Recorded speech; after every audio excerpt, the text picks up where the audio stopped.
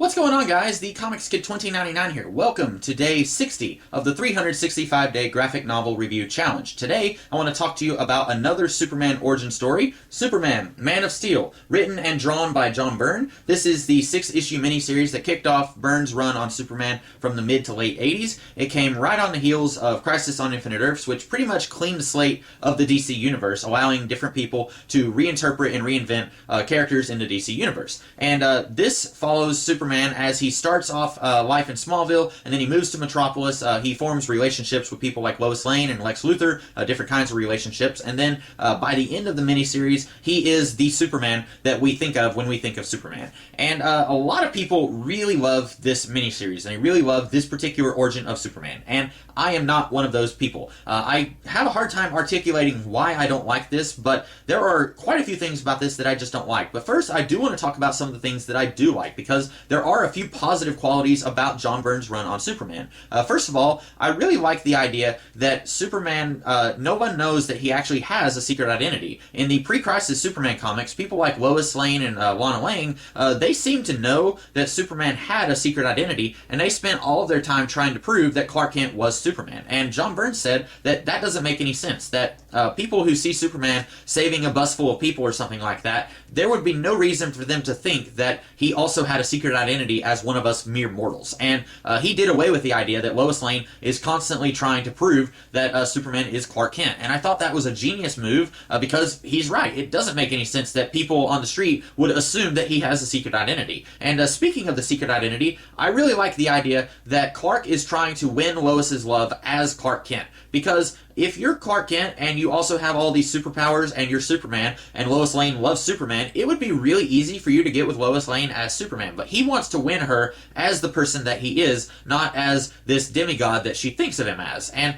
I really like that idea. I also like the adversarial nature of Lois and Clark's relationship.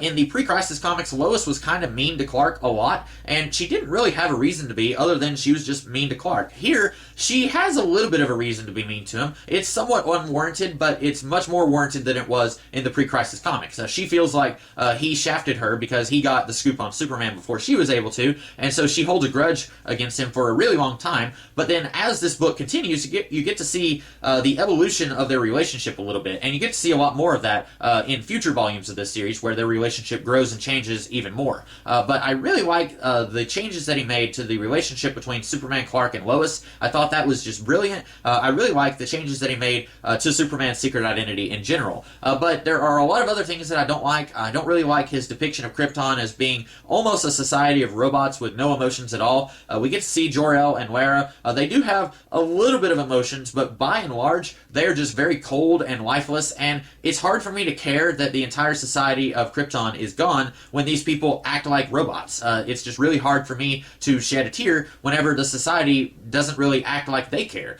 We do get a little bit of emotions. I'm not going to say that they don't care that their planet is being destroyed, but I don't understand why, and I guess maybe he was doing this kind of as a response to Superman the Motion Picture, which was kind of sort of halfway to the point that Byrne is working at here, but I don't understand why he felt the need to make them almost act like Vulcans from Star Trek. I feel like you can have Krypton be a very colorful society where people express emotions, and then when the planet is destroyed, it's much easier to get sad about it. That was just a small nitpick I had about this.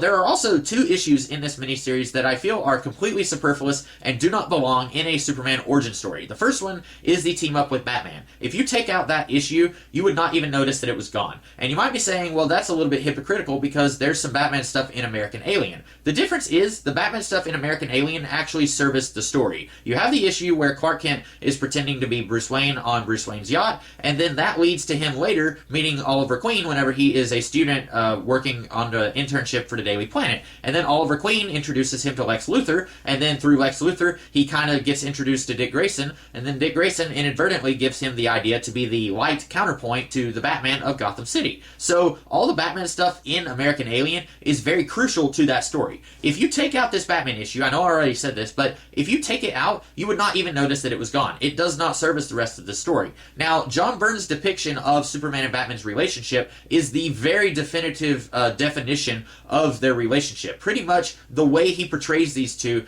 is the way that Batman and Superman have been portrayed since this comic came out. John Byrne and Frank Miller both together, or separately rather, John Byrne on Man of Steel and Frank Miller on The Dark Knight Returns, their version of Clark and Bruce and their relationship has pretty much been the relationship between these two since 1985-1986. And I don't have a problem with their relationship being portrayed as being a little bit more hostile than it was before Crisis on Infinite Earths. That doesn't bother me. But the fact that this issue doesn't really belong in a Superman early years story, I feel like that is the problem. John Byrne could have done his own Batman-Superman team-up story that is set in the first couple of years of Superman and Batman's careers, and it would have been fine. But it does not belong in this story. I feel like when you're doing a 6-issue origin story for Superman, you need to focus on Superman elements. You should do Perry White or Jimmy Olsen. You should do something like that. You shouldn't spend an entire issue with Superman meeting Batman for the first time. That's just my opinion. The other issue that I don't really like is the Bizarro issue. Once again, it feels superfluous to the rest of the narrative. If you remove it, it doesn't really feel like it's out of place if you take it out. It's a fine story. If you did it as the first issue after this 6-issue miniseries, it would have been fine. It wouldn't have bothered me at all. It's not a bad story, but I don't feel like it belongs here. The first 3 issues, I think, work really well with the last issue of this miniseries as an early years of Superman story. But that Bizarro story doesn't really feel like it belongs here. It feels like it could have taken place at any time in Superman's career. And so I didn't really feel like it deserved to be one of the issues here. I wish that Byrne had done what he did in those 4 issues that I mentioned, the first 3 issues and the last issue, and just kind of stretched it out over the course of 6 issues, or do 2 other stories instead of Superman teaming up with Batman and Superman trying to stop Bizarro. I also didn't like the way Bizarro gets his name, where Lex Luthor says, "This creature is so bizarre, oh, never mind." It almost feels like Byrne is too cool for school, like he thinks that superheroes are really silly, and he wants to make this story be very serious and real world, and so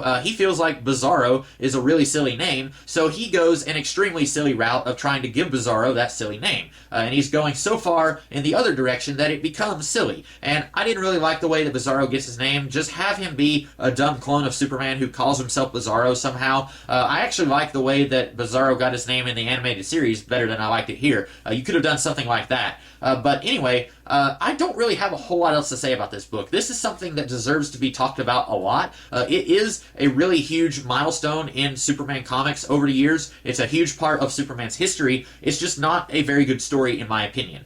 Maybe if you took out the Batman and Bizarro issues, I might like it a little bit better, and I will go ahead and admit I don't really like Bizarro anyway, so that might be part of the reason I didn't like that issue. But if you took those 2 out, I think that it would work more or less okay, although there are still a few problems that I have with this. This is not a self-contained Superman origin story. You look at stuff like For All Seasons or Birthright or even Earth 1, which is a story I really did not like. You look at those, they are self-contained. They don't leave a whole lot of plot threads open to be picked at later on in future stories. This does, and that's kind of problematic for me. There's one point where someone is taking pictures of Superman, and Superman notices it, and he said, "Oh, someone's taking pictures of me," and that's never picked up again in this volume. And then in the last issue, we find out that Superman's spaceship has been stolen, and that's never picked up in this volume. And I wish that this was more of a beginning, middle, and end story by itself. And then if Byrne wants to continue doing Superman stories, that's fine, but I don't want this to be the pilot episode for John Byrne's run on Superman. I feel like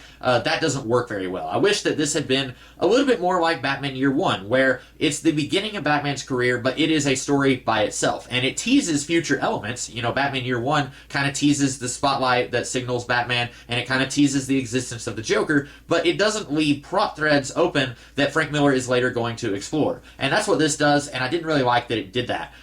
That's about all that I have to say. Like I said, this is a very important story in terms of Superman's history, but it's not my favorite Superman origin story. I think that there are a few others that kind of take what Byrne did here, and they improve on it a little bit. But that's just my opinion. I know that I am definitely in the minority here. I know a lot of people really prefer Byrne's run on Superman, and they really like that era, and I'm sure that I am definitely in the minority here, and that it is not a popular opinion to say that you don't like this book. But those are just my thoughts. Let me know what you guys thought of this video in the comments below, and if you like this video, be sure to like, share, comment, and subscribe, and I will be back tomorrow with a different kind of video. In the meantime, you guys have a great rest of the day. Catch you later.